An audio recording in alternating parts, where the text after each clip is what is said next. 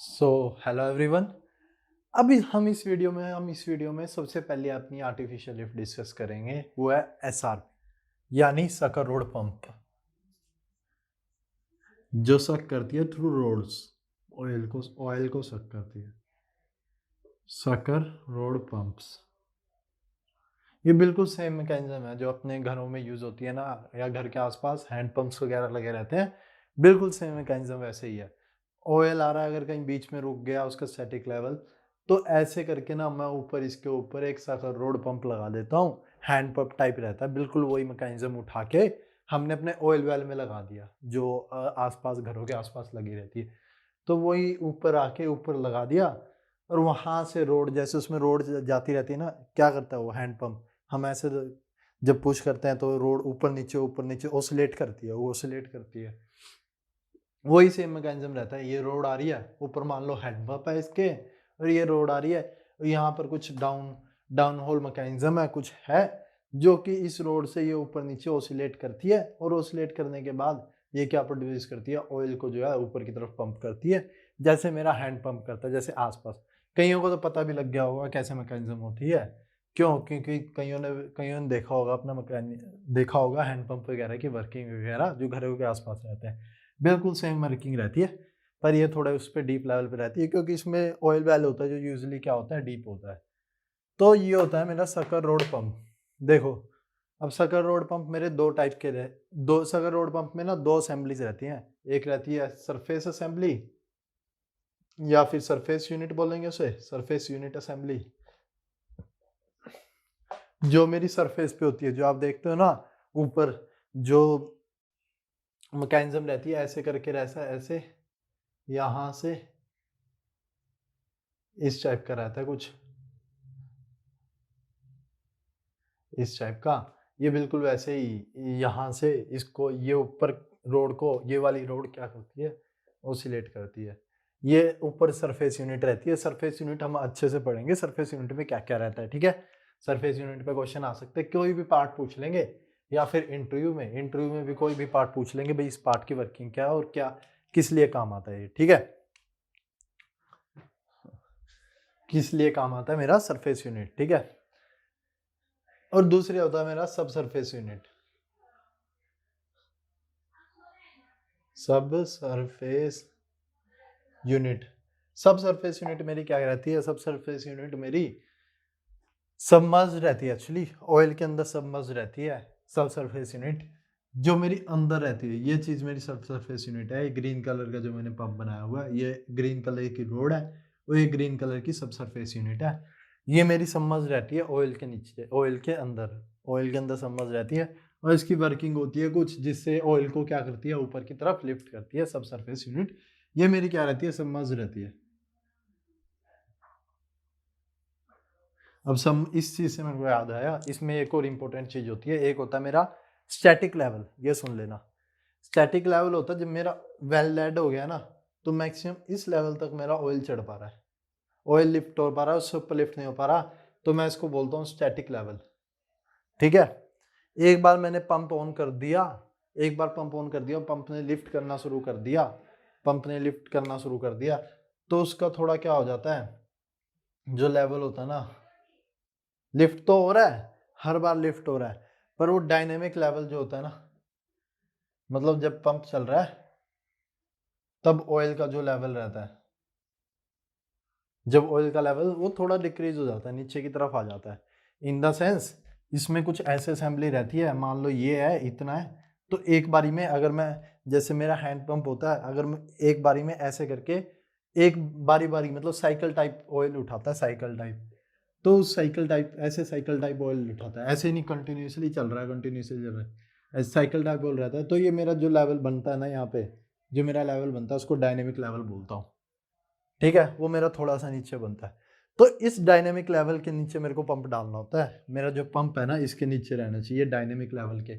क्यों? अगर मेरा डायनेमिक लेवल से ऊपर हुआ ना, और कहीं पे भी मेरे पंप में अगर ओसिलेशन करने में या साइकिल करने में देरी हुई, वहां पे क्या आ जाएगी, गैस आ जाएगी, और मेरा पंप क्या हो जाएगा, लॉक हो जाएगा। गैस लॉक, कैविटी वगैरह गैस आ जाती है पंप में, तो खराबी कर देती है। वो हम जानेंगे कैसे करती है। तो basically static level and dynamic level. तो डायनेमिक लेवल के नीचे होना चाहिए मेरा पंप। तो 2 यूनिट्स होती हैं, सरफेस यूनिट एंड सब सरफेस यूनिट, ठीक है। दोनों यूनिट के बारे में पढ़ेंगे। एसआरपी मेनली सारे शैलोज वेल ऑन शोर में यूज होती है और इजी टू कंस्ट्रक्ट होती है और इजी टू हैंडल होती है एंड इजी टू मेंटेन। तो बहुत जगह यही ज़्यादातर यूज़ की जाती है, बहुत सारी जगह यही ज़्यादातर यूज़ करी जाती है। इवन हॉलीवुड मूवीज़ में भी कहीं ना कहीं तो आई जाती है ये, और इजी टू हैंडल होती है बेसिकली, और मेंटेनेंस बहुत कम होती है इसकी, ठीक है।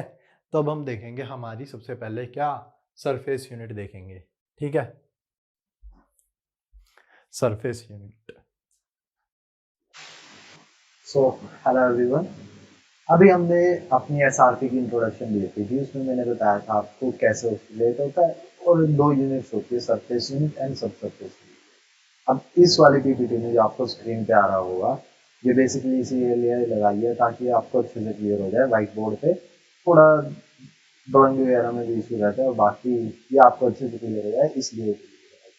अब देखते हैं हम सरफेस यूनिट ऑफ एसआरपी, हमारी ये surface unit circuit road pump की एसआरपी कैसे रहती है, ठीक है। तो सबसे पहले हमारा इधर से कुछ इस तरह की रहती है, ये कुछ इस तरह की रहती है। तो ये मेरा जो होता है ये फोर साइड होता है। फोर साइड मेरा ये जो रोड्स रहती है ना, जो मैंने बोला था ऑसिलेट करती है, ये कुछ इस तरह से ऑसिलेट करती है। ऑसिलेट करने के बाद वैसे ही जैसे अपने घर में नलका या हैंडपंप वगैरह होता है, वैसे ही इसमें क्या काम है, ठीक है। तो अब आपको नोट्स बनाने हैं, और हर एक का मैं नंबर 1, नंबर 2, नंबर 3 करके पास बताऊंगा इसके, और उसके आगे आपको लिखना है ये पार्ट किसकी है, ठीक है। तो सबसे पहले नंबर वन होता है मेरा प्राइम मूवर। प्राइम मूवर ये होता है, ये मेरी एक मोटर रहती है। मोटर ले लो, इलेक्ट्रिसिटी से भी चल सकती है, और या फिर इंजन हो सकती है। इसका बेसिकली ये काम रहता है, ये शाफ्ट है, शाफ्ट से या बेल्ट, ठीक है। प्राइम मूवर मेरा सिर्फ एक काम रहता है, शाफ्ट या बेल्ट से इसको रोटरी मोशन प्रोवाइड करना। इधर ये वाली चीज घूमती है, ठीक है। तो बेसिकली मेरी ये घूम रही है, ये किस किस की होती है। तो प्राइम मूवर आप पहला पॉइंट लिखोगे प्राइम मूवर, और उसमें लिखोगे कि can be an IC engine और electricity motor depending on condition, ठीक है। तो यहाँ से मेरी पावर आनी शुरू होती है, यहाँ से मेरी क्या आनी शुरू होती है, इसमें पावर आनी शुरू होती है। और जब अब इसके बाद अगला आता है मेरा, ये जो चीज को घुमा रहा है, ये चीज है ना जो जो मैं अभी मार्क कर रहा हूँ, ये वाली चीज ऐसे घूमती है, या फिर हाँ, या फिर इस डायरेक्शन में, आपको इस डायरेक्शन में, ठीक है। तो ये मेरी जो ये वाली चीज है ना आपकी, ठीक है। तो ये वाली चीज है ना जो आपकी, ये वाली यहाँ से पिंड है, ये मेरी यहाँ से पिंड है, और ये कुछ इस तरह की आर्म है, जिसको कौन घुमा रहा है, ऐसे कौन घुमा रहा है, ये मेरा प्राइम मूवर घुमा रहा है, ठीक है। रोटेशन कर रहा है प्राइम मूवर, तो प्राइम मूवर की शाफ्ट इसको भी घुमा रही है, बेल्ट के थ्रू कनेक्ट हो जाती है, वी बेल्ट, ठीक है। तो मेरी सेकंड पार्ट आप लिखोगे क्रैंक आर्म, ठीक है। ये लिखा होगा क्रैंक आर्म, ये मेरा क्या हो गया, second arm, second part. Crank arm पे मेरा लगा रहता है काउंटर बैलेंस या काउंटर वेट, ये जो दिख रहा है ना आपको, ये अब घूम रहा है, ठीक है। अभी काउंटर वेट एक तरह का वेट लगा रहता है, इसकी हम आगे डिस्कस करेंगे होता है क्या, ठीक है। अभी काउंटर वेट को थोड़ा स्किप मारते हैं 2-3 मिनट के लिए। जो ये वाली पिन है ना, ये वाली पिन घूम रही है, आर्म घूम रही है, क्रैंक आर्म हो गई ना, ये वाली क्रैंक आर्म हो गई, ये वाली आपकी क्रैंक आर्म हो गई, ये वाली, ठीक है। कौन सी, ये वाली आपकी क्रैंक आर्म हो गई, क्रैंक आर्म। अब ये रोटेट कर रही है, इस पे ये एक और पिन है, कौन सी पिन है, ये चीज, ये वाली पिन, ठीक है। समझ रहे हो, जहां पे मेरा कर्सर है ना, वो ये वाली पिन यहाँ पे कनेक्टेड रहती है, और इससे एक और आर्म कनेक्टेड रहती है, ये होती है मेरी पिटमैन आर्म, ठीक है। तो आप थर्ड पॉइंट लिखोगे मेरा पिटमैन आर्म, ठीक है। Third point Pitman arm. तो अगर ये मेरी नीचे की तरफ जाएगी, तो पिटमैन आर्म भी इसके साथ क्या आएगी, नीचे की तरफ आएगी। अभी इसके बाद आपको वीडियो दिखाएंगे एसआरपी की, इससे आपको क्लियर हो जाएगा कैसे घूमती है, ठीक है। तो अभी थोड़ा इमेजिन करो अगर ये मेरा जॉइंट नीचे की तरफ जाएगा घूमते हुए तो मेरी यहाँ पे आ जाएगा जॉइंट, और ये वाली जो रोड है पिटमैन आर्म यहाँ पे नीचे की तरफ आ जाएगी। ये वाला जॉइंट कहाँ आ जाएगा, नीचे की तरफ आ जाएगा। इतना अपने को क्लियर, और इतना अपने को कोई दिक्कत नहीं है, तो अपने को क्लियर है, ठीक है। तो जब ये नीचे की तरफ आएगा तो ये रहता है मेरा वॉकिंग बीम। तो थर्ड पॉइंट हो गया, फोर्थ पॉइंट वॉकिंग बीम। तो वॉकिंग बीम को एक तरह से आपने बचपन में भी देखा होगा, कुछ इस तरह का अगर मैं दिखाऊं, कुछ इस तरह का झूला रहता है। इसको अगर मैं इधर से दबाऊं तो इधर से ऊपर की तरफ जाता है, और इधर से ऊपर की तरफ उठाऊं तो ये इधर से नीचे की तरफ जाता है। सेम झूले की टाइप रहता है, फलक्रम बोलते हैं इसको। सेम झूले की तरह रहता है। ये किस पे रेस्ट करता है, ये वही चीज है, ये सैमसंग पोस्ट, जो मेरी सैमसंग पोस्ट है, ये वाली चीज, ये सैमसंग पोस्ट। ये सैमसंग पोस्ट पे मेरा ये फिफ्थ पॉइंट लिखो आप, वॉकिंग बीम के बाद मेरा सैमसंग, ठीक है। तो ये सैमसंग पोस्ट पे रेस्ट करता है। तो ये वाली रोड है ना जो आपकी पिटमैन आर्म, जिसको मैंने बोला था पिटमैन आर्म, ये अप डाउन ऑसिलेट हो रही है किसकी वजह से, इसकी वजह से, क्योंकि ये रोटेट कर रहा है क्रैंक आर्म रोटेट कर रहा है, इसकी वजह से क्रैंक आर्म से। तो इसकी वजह से क्रैंक आर्म की वजह से मेरी क्या कर रहा है, रोटेट कर रहा है, ठीक है। तो ये मेरी वॉकिंग बीम हो गई। वॉकिंग बीम मेरी इस पलक्रम, इस पॉइंट के थ्रू, इस वाले पॉइंट के थ्रू, इस वाले पॉइंट के थ्रू मेरा ये क्या करेगी, ऑसिलेट करेगी। एक बारी क्या जाएगी, नीचे की तरफ जाएगी, फिर ऊपर की तरफ जाएगी। और जब ये ऊपर की तरफ जाएगी तब इधर वाला पॉइंट मेरा नीचे की तरफ, और इधर वाला पॉइंट मेरा ऊपर की तरफ। क्लियर, वॉकिंग बीम का क्लियर। तो मेरा वॉकिंग बीम होगा। और फिर ये क्या आता है मेरा, फोर साइड आता है।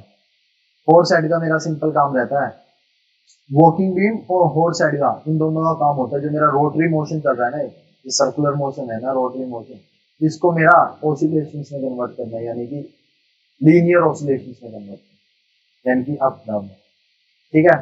तो जो ये वाला सर्कुलेशन मोशन है, ये मेरा इससे इसी रोड को मेरे को ऊपर की तरफ खींचना है, इसी रोड को मेरे को नीचे की तरफ ले जाना, जैसे हैंड पंप में होता है। तो यही काम रहता है इसका। तो होर साइड पे क्या रहता है, ये होर साइड रहता है, और यहाँ पे एक वायर टाइप रहती है, वायर टाइप या रस्सी टाइप ले लो आप, रस्सी टाइप, इसको बोलते हैं ब्रिडल। तो होर साइड हो गया मेरा फिफ्थ पॉइंट। सिक्स पॉइंट मेरा क्या हो गया, ब्रिडल, ठीक है। ब्रिडल मेरी एक रस्सी टाइप रहती है, ये चीज मेरी ब्रिडल। और ये मेरी नीचे यहाँ पे एक तरह से क्लैंप पे रहती है, रस्सी बंधी रहती है किससे, रोड से, जो मेरी पॉलिश रोड होती है। पॉलिश रोड मेरी सबसे ऊपर वाली रोड रहती है, ठीक है। तो मेरी इस रोड से क्या रहती है, बंधी रहती है एक तरह से। अब जब मेरा, अब इमेजिन करो, अभी वीडियो में तो अच्छे से इमेजिन हो जाएगा, पर यहाँ पे भी थोड़ा अगर कर सको तो करो। क्यों, अगर ये मेरा ऊपर की तरफ जाएगा तो ये रस्सी इसके ऊपर ऐसे लिपट के और ऊपर की तरफ चली जाएगी, मतलब ये रस्सी को ऊपर की तरफ खींच लेगा, सिंपल सी बात है, ठीक है। रस्सी को किसके ऊपर खींच लेगा, ऊपर की तरफ खींच लेगा, ठीक है। तो ये ऊपर की तरफ रस्सी खींचेगी तो मेरा रोड क्या जाएगी, ऊपर की तरफ चली जाएगी। तो अगर ये नीचे आएगा तो ये नीचे की तरफ, ठीक है। तो ब्रिडल हो गया मेरा। Hanger is just use for, मतलब रस्सी को, जो रोड्स होती है उनको रस्सी के ऊपर टांगने के लिए मेरा हैंगर यूज होता है, जो तरह एक तरह से क्लैंप वगैरह यूज कर लेते हैं, ठीक है। ये हो गई मेरी पॉलिश रोड। पॉलिश रोड तो जो मेरी इसके क्रिसमस ट्री के अंदर मेरी क्या ऑसिलेट करती है, मेरी क्रिसमस ट्री के अंदर ऑसिलेट करती है, उसको मैं बोलता हूँ पॉलिश रोड। ये पॉलिश रहती है ताकि मेरी आसानी से ऑसिलेट कर सके, ठीक है।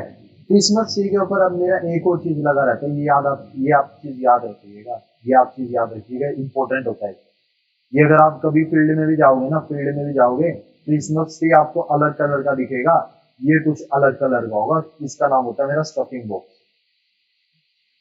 ठीक है।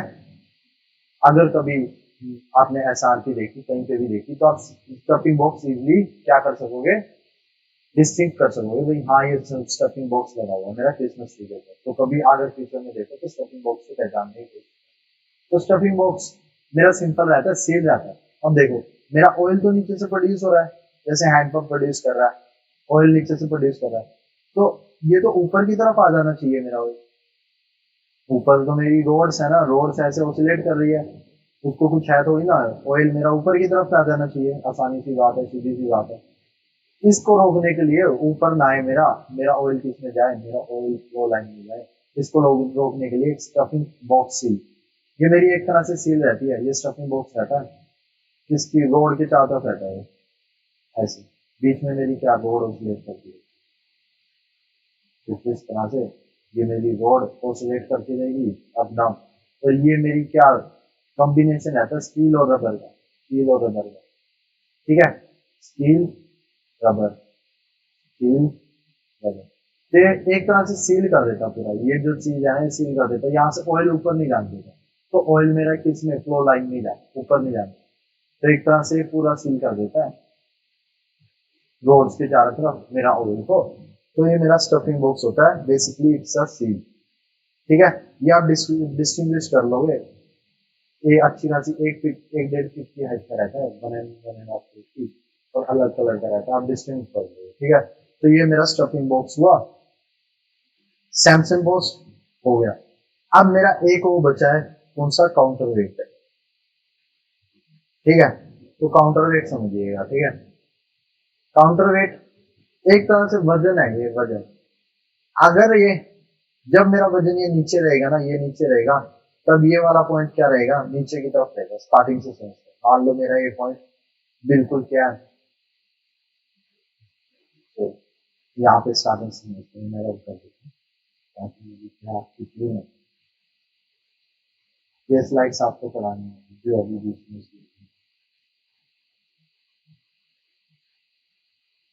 ठीक है। अपने को इतना क्लियर हो चुका है अपना प्राइम मूवर क्या होता है। प्राइम मूवर के बाद मेरा क्रैंक आर्म क्या रहता है, प्राइम मूवर को क्रैंक आर्म घुमाता है, क्रैंक आर्म को पिटमैन आर्म घुमाती है, पिटमैन आर्म किसको घुमाता है, वॉकिंग बीम को। वॉकिंग बीम किस पे लगा रहता है, एक सैमसंग पोस्ट पे, झूले की तरह, जैसे कार की तरह में झूला रहता है बिल्कुल वैसे। और इधर मेरा क्या है, कौन सा ब्रिडल, एक वायर टाइप रहता है हैंगर, और ये मेरा पॉलिश कोड जो कि ऑसिलेट करता है, और एक स्टफिंग बॉक्स, ठीक है। अब देखो मेरा काउंटर वेट का क्या काम करता है। अब काउंटर वेट अगर मेरा नीचे हुआ, ये मेरा नीचे है काउंटर वेट, ये मेरा काउंटर वेट है, ठीक है। इसमें पूरा कलर वर्क,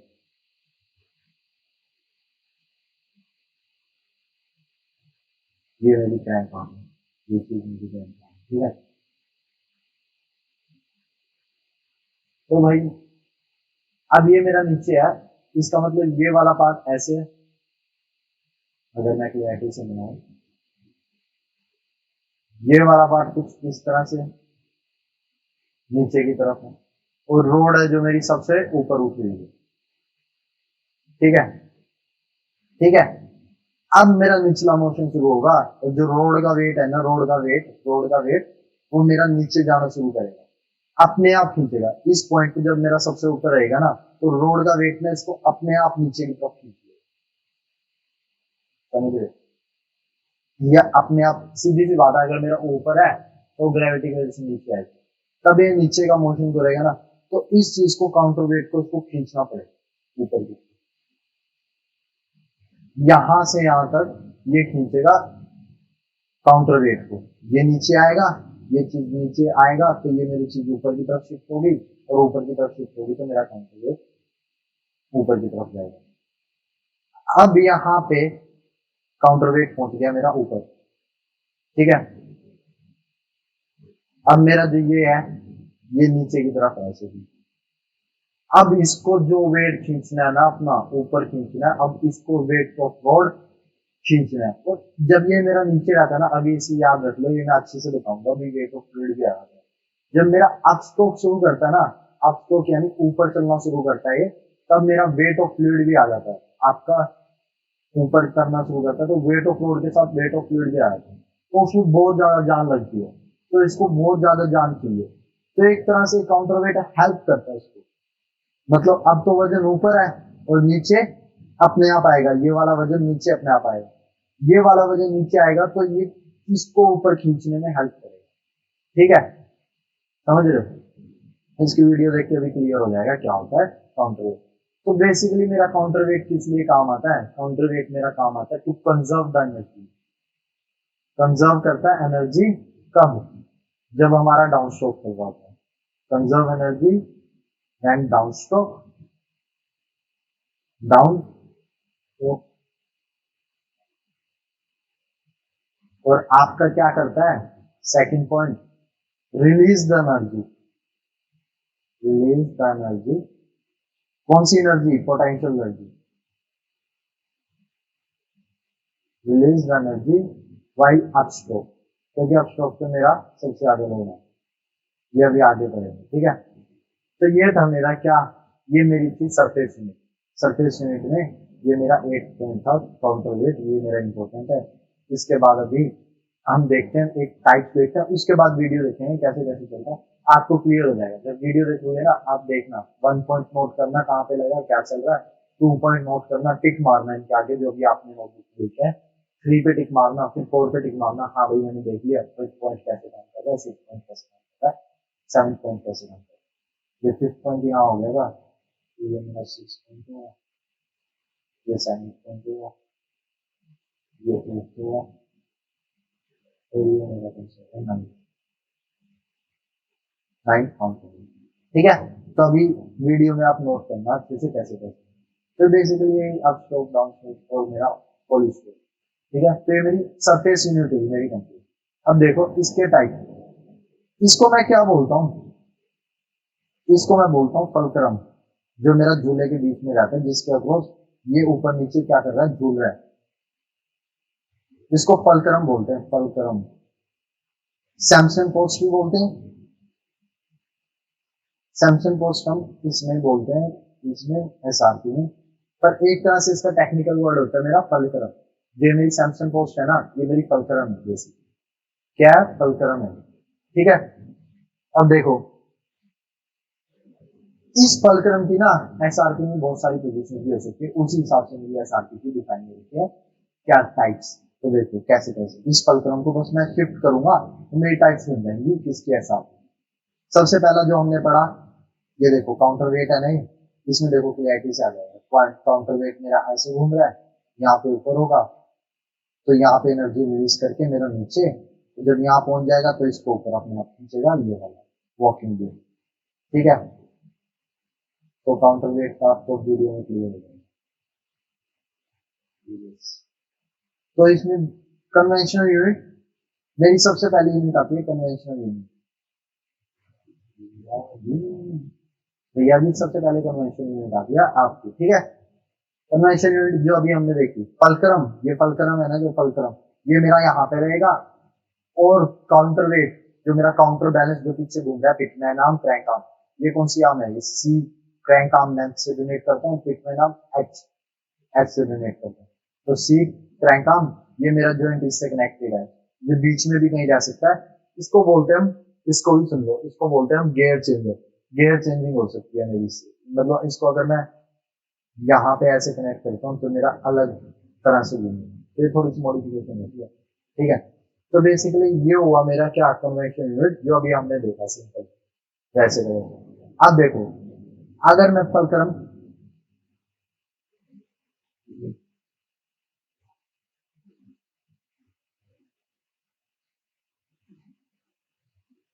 एक सेकंड,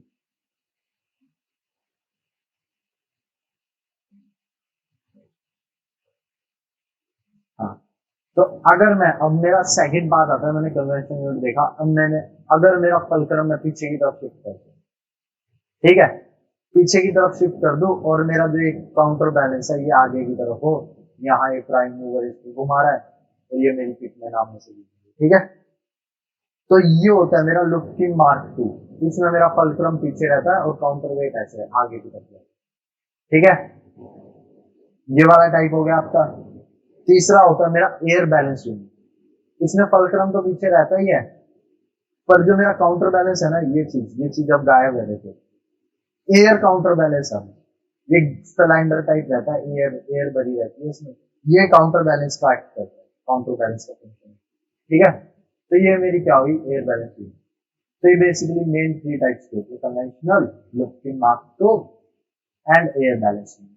उसमें जो काउंटर बैलेंस है वो आपका एयर बैलेंस, एक एयर का सिलेंडर बन जाता है, गैस सिलेंडर, ठीक है, ये वाला काउंटर। तो यही होती है मेरी टाइप्स, और ये आपने देख ली मेरी क्या सरफेस यूनिट, ये मेरी क्या हो गई conventional type luffing mark 2। Simple fulcrum को पीछे की तरफ शिफ्ट किया, लुफ्टिंग मार्क 2, और मैंने काउंटर वेट, ये वाला काउंटर वेट हटा के इसकी जगह कौन सा लगा दिया, एयर बैलेंस, तो मेरा ये क्या हो गया, air balance.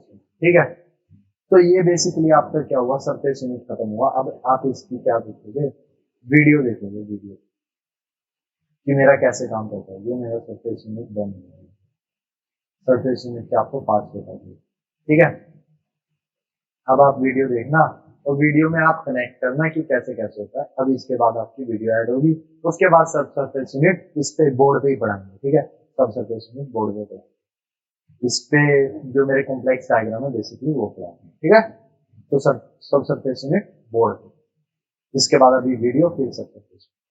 Thank you, thank you for this. तो अभी हमने देखा था हमारा क्या सरफेस यूनिट, हमारी सरफेस यूनिट कैसी रहती है, मेरी सगर रोड पंप की सरफेस यूनिट कैसे रहती है। अब देखते हैं हम हमारी सब सरफेस यूनिट, ये भी बिल्कुल बेसिक से देखेंगे स्टार्टिंग से कैसे बनती है। सोचिए मेरी ट्यूबिंग आ रही है और ट्यूबिंग के बीच में यहाँ पे कहीं मैं लगा देता हूँ। अब टाइप्स लिखना आप क्या क्या होते हैं, मेरे असेंबली में कौन कौन से पार्ट होते हैं। एक होता है working barrel. First working barrel क्या होता है, मेरी ट्यूबिंग आ रही है ना, ये चीज जिसके अंदर मेरा प्लंजर ऑसिलेट करता है, यानी अप स्ट्रोक डाउन स्ट्रोक में जहां पे मेरा ऑसिलेट करता है, ये यहां से क्या रहता है, वर्किंग बैरल बोलते हैं इसको। और ये मेरा वर्किंग बैरल हो गया। और जो ये चीज है ना जो ऑसिलेट करती है, ये है मेरा प्लंजर। ठीक है, समझ रहे हो, ये रोड है, अप स्ट्रोक डाउन स्ट्रोक करेगी ये वाली रोड, और मतलब वो नीचे जाएगी और ऊपर की तरफ जाएगी। अभी वो वाले डायग्राम भूल जाओ, वो वाले डायग्राम भूल जाओ, कभी इसमें कंफ्यूज हो जाओ उधर को देख के, यही वाला देखो। ठीक है, तो ये वाला हिस्सा मेरा क्या हुआ, वर्किंग बैरल हुआ। वर्किंग बैरल क्या, जिसमें मेरा ये जो प्लंजर है अप स्ट्रोक और डाउन स्ट्रोक में ऊपर नीचे ऑसिलेट करता है। ठीक है, इतना क्लियर। क्या रहता है, ये थोड़ा अंदर से क्या रहता है, पॉलिश रहता है, ताकि मेरा प्लंजर क्या कर सके, अप या डाउन करे। ये प्लंजर और इनके बीच का जो स्पेस है ना, स्पेस ये बहुत कम रहता है, बहुत कम, जितना कम हो सके कम, ताकि मेरा जो ऊपर फ्लूइड है वो भी सीपेज ना हो सके, वो देखेंगे। ठीक है, तो मेरे दो पार्ट हो गए नीचे, वर्किंग बैरल और प्लंजर। तीसरा मेरी standing wall, SV standing wall, ये मैं आप शॉर्टकट में लिख रहा हूँ, पर नोटबुक में आप किस में लिखोगे, पूरा लिखोगे स्टैंडिंग वॉल। ठीक है, वरना 1-2 महीने बाद अब भूल ही जाओगे एसवी क्या था, जब गेट की असली तैयारी करने बैठोगे, भाई एसवी क्या था, मैं पता ही नहीं लगा रहा एसवी क्या था। ठीक है, तो स्टैंडिंग वॉल रहती है जो मेरी फिक्स रहती है। एक मेरी प्लंजर में वॉल्व रहती है जो ऑसिलेट करती रहती है मेरी प्लंजर के साथ। ये क्या चीज है, ये वाला पार्ट क्या चीज है, जो ये वाला पार्ट है ना बॉल, और ये वाला जो है ये वाला वॉल्व है। ठीक है, ये वॉल्व है, तो ये मेरी स्टैंडिंग वॉल्व होती है जो मेरी एक ही जगह स्टिल रहती है। ठीक है, ये ट्यूबिंग मेरी कंटिन्यूस हो रही है, और ये साइड में मेरी क्या आ रही है, केसिंग आ रही है। आप इमेजिन कर लो, मैंने केसिंग इसलिए नहीं बनाई, थोड़ा डायग्राम लाइन्स वगैरह लिख के थोड़ा कॉम्प्लेक्स हो जाता। ठीक है, तो ये मेरी क्या है, वॉल्व है, ये मेरी क्या है, स्टील बॉल। ठीक है, तो ये मेरी क्या हो गई, स्टैंडिंग वॉल जो स्टैंड रहती है, मतलब स्टील रहती है, और एक होती है मेरी ट्रैवलिंग वॉल जो प्लंजर के साथ ट्रैवल करती रहती है, तो इसका नाम हो गया ट्रैवलिंग वॉल। इतना क्लियर अपने को, ये अपने के 4 पार्ट हो गए, अपने 4 पार्ट हो गए। ठीक है, लिख लिए, ये लिख लिए, क्लियर। यही रहती है मेरी जो नीचे असेंबली रहती है। अब देखो मेरा काम कैसे करता है। अब मान लो ये मेरी एक वॉल्व है, वॉल्व ये मैं किस में बना रहा हूँ, बिल्कुल बेसिक लेमैन वाला डायग्राम बना रहा हूँ। अब देखो, अगर ये वाले डायग्राम नहीं देखने, ये वाला ही देखना है, ये साइड का कुछ नहीं देखना, अभी जितना मैं समझा रहा हूँ इतना ही देखना है।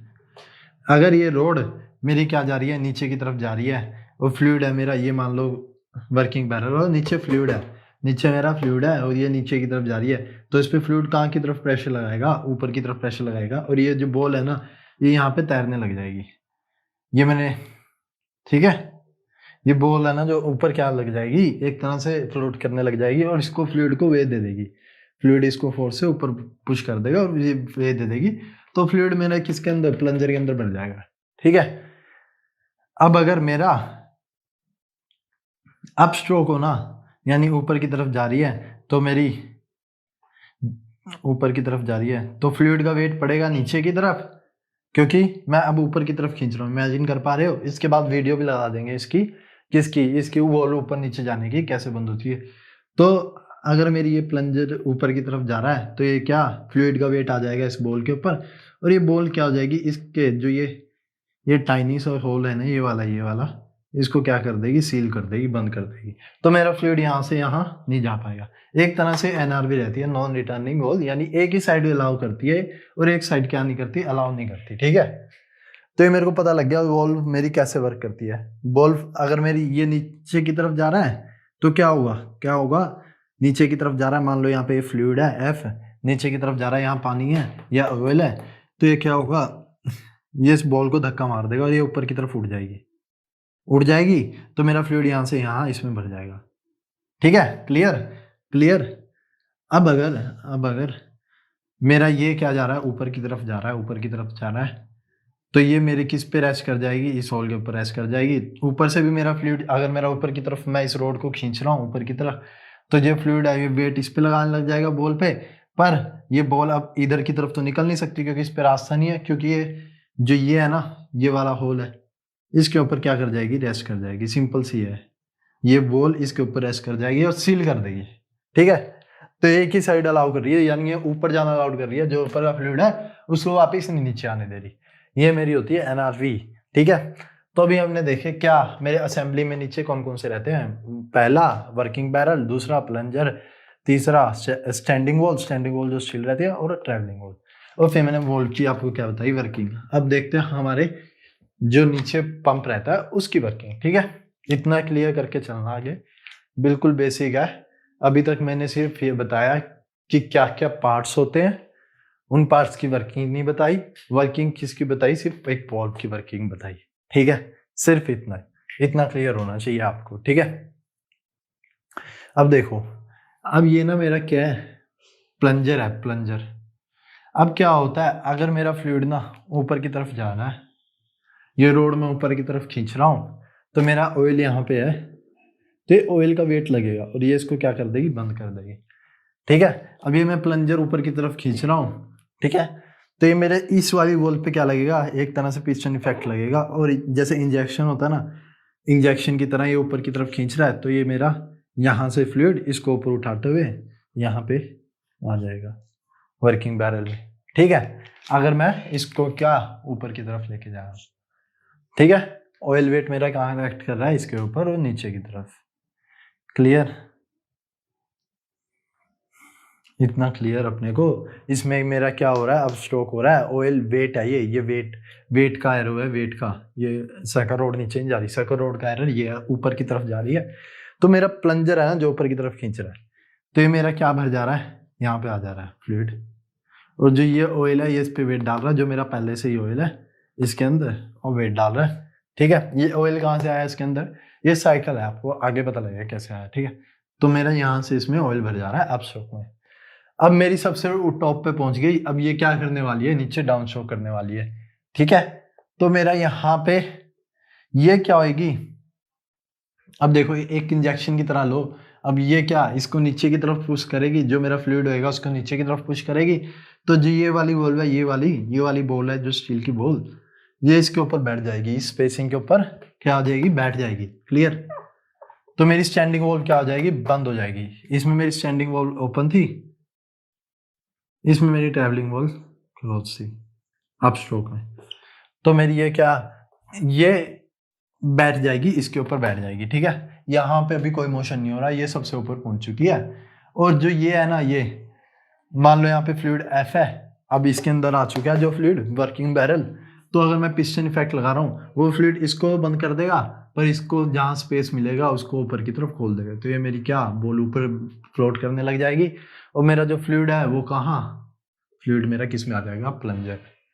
ठीक है, कैसे आएगा वो आगे देखते हैं, पर ये जस्ट नीचे जाने वाली है, इसमें मेरे क्या, ये नीचे जाने शुरू हो चुकी है, यानी डाउन स्ट्रोक। तो मेरा क्या हो रहा है, ये जो मैंने बोला है कि मेरी बॉल जो है किस पे बैठ जाएगी, सीटिंग पे बैठ जाएगी मेरी, और इसको क्या कर देगी, स्टैंडिंग वॉल को स्टिल कर देगी। अब जो मेरा फ्लूइड है, खुद से सोचना है दिमाग से, इंजेक्शन की तरह ले लो आप, एक इंजेक्शन होता है जैसे डॉक्टर इंजेक्शन भरता है ना, दवाई भरता है, उसी की तरह मेरा जैसे पिस्टन स्वैबिंग इफेक्ट, ये तो ड्रिलिंग में ही पढ़ा होगा, स्वैबिंग इफेक्ट, पिस्टन इफेक्ट, ये सेम चीज है। अब मैं यही चीज प्लंजर को नीचे की तरफ पुश कर रहा हूँ, तो ये मेरी ये वाली वॉल बंद हो जाएगी, क्योंकि फ्लूइड को और कहीं जगह तो मिल नहीं रही है, वो ये वाली वॉल बंद हो जाएगी और एक ही ये जगह मिल रही है, फिर ये वाली वॉल खुल जाएगी, तो मेरा फ्लूइड यहाँ पे भर जाएगा। जैसे कि मैंने इधर बताया था, ये मेरा फ्लूइड यहाँ पे क्या हो जाएगा, भरना शुरू हो जाएगा। तो मेरे डाउन स्ट्रोक पे क्या रहती है, ट्रैवलिंग वॉल क्या रहती है, ओपन, और स्टैंडिंग वॉल क्या रहती है, क्लोज। ठीक है, स्टैंडिंग वॉल क्लोज रहती है। अब एक बार ये मेरे नीचे पहुंच गया तो मेरी ये वाली वॉल क्या हो जाएगी, बंद हो जाएगी।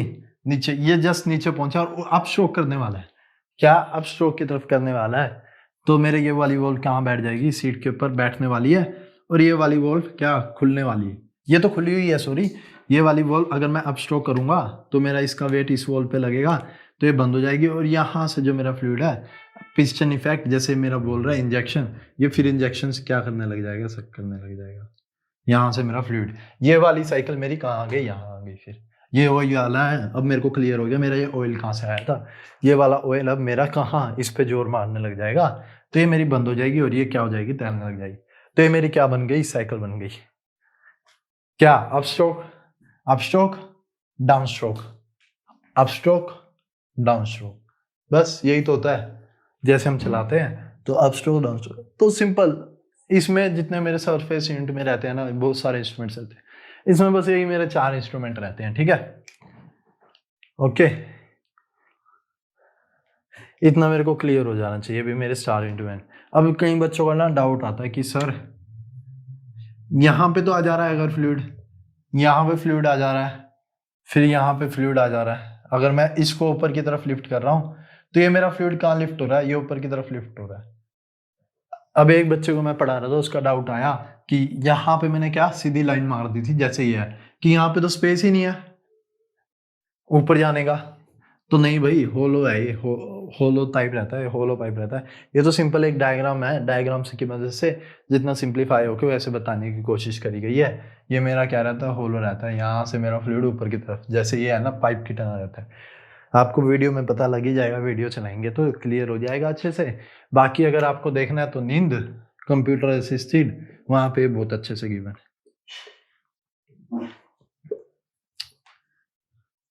अच्छा, एक बच्चे का एक और डाउट आता है, एक बच्चे का डाउट आता है कि सर यहाँ पे तो स्पेस है, यहाँ पे नहीं भाई, ये जो मैं वर्किंग बैरल रहता है ना, प्लंजर रहता है, इसके बीच में मिनिमम स्पेस छोड़ता हूँ, पॉलिश रहता है, ताकि मेरे यहाँ से कोई क्या ना हो, ऊपर से ऑयल की क्या ना हो, सीपेज ना हो।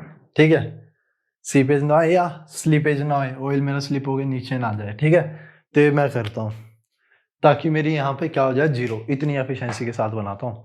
क्या मैं इतनी एफिशिएंसी के साथ बना सकता हूँ? नहीं, कभी भी कोई चीज़ आइडल नहीं होती। तो हमेशा मेरी थोड़ी सी क्या रहेगी, स्लीपेज हमेशा रहेगी, शीपेज। इसी को मैं बोलता हूँ volumetric efficiency of my pump. वो आगे पढ़ेंगे volumetric.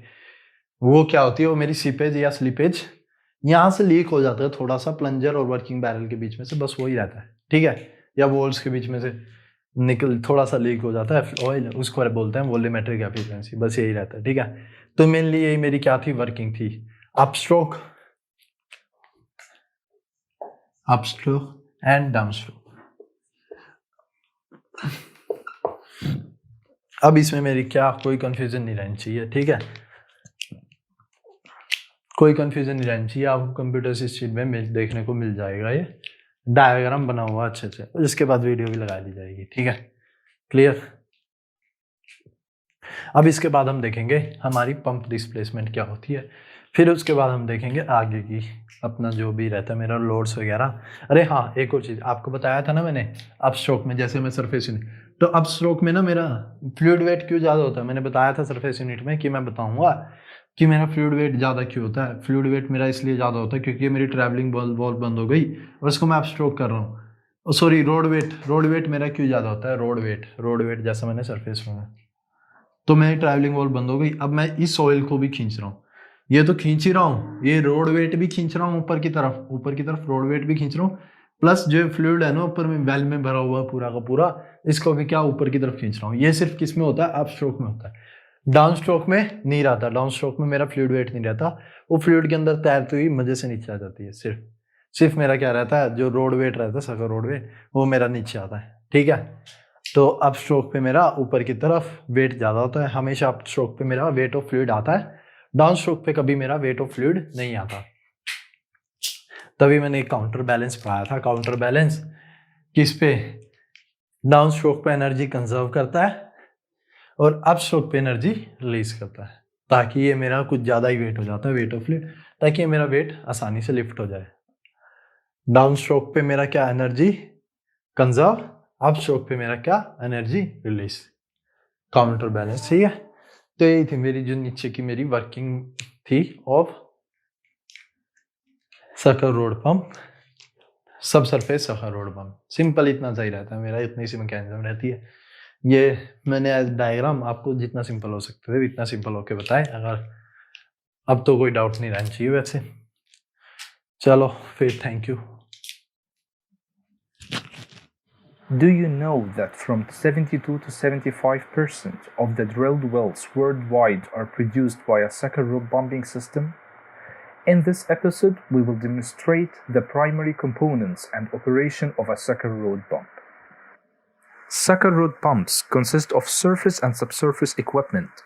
Surface equipment is responsible for transformation of the rotary motion of the prime movers into reciprocating motion, while the subsurface equipment are responsible for suction and displacement principle for the formation fluids, which will be discussed in more details during this episode. The operation of the sucker rod starts from the prime mover, which provides the necessary power for operation. This power is transmitted through the gear reducer assembly to the crank. Gear reducer is used to reduce the high revolution per minute of the motor to be suitable for the pump. The crank, bitumen, and walking beam assembly is used to convert rotational motion into reciprocating motion. The crank may also contain a counterbalance which balances out the weight of the sucker rod string. The horse head is used to ensure that the upward pull on the sucker rod string is vertical at all times to avoid bending moment loads. The polished rod and stuffing box combine to maintain a good liquid seal at the surface, and thus force fluid to flow into the T-connection just below the stuffing box. Moving on to the subsurface equipment, it operates through an upstroke-downstroke cycle. The main components of the subsurface equipment are a dynamic plunger with its traveling valve and a stationary working barrel with its standing valve. During upstroke, a suction pressure is resulted at the standing valve of the working barrel, forcing that valve to move upward and enable the flow of formation fluid to the inside of the working barrel. The traveling valve is held closed by the weight of the overlying fluid column. During downstroke, the standing valve is held closed due to the downward force created from the movement of the plunger. However, the traveling valve is pushed by the underlying fluids inside the working barrel, so they find their passage inside the plunger and displacing the overlying fluid towards the surface. The volume of fluid exits the well to the surface is equal to the volume of fluid entered from the working barrel to the plunger.